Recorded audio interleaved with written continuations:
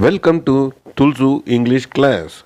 Today we have a beautiful moral story about a poor Brahmin living in a small village. As we listen to the story, we will learn new words and how to make sentences using them.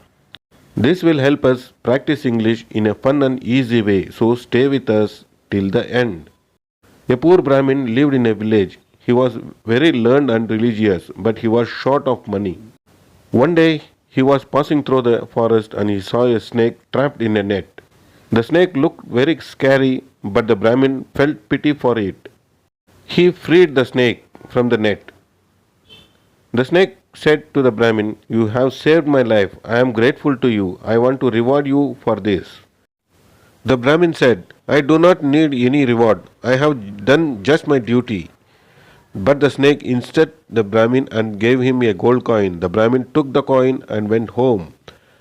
The next day the Brahmin again went to the forest. The snake saw him again and gave him another gold coin. In this way the snake started giving a gold coin to the Brahmin every day. After a few days greed came in the Brahmin's mind. He thought, why not go to the snake's hole and bring all the gold coins? He made his plan and one day he entered the snake's hole. There he saw lots of gold coins. He was very happy and started taking all the coins.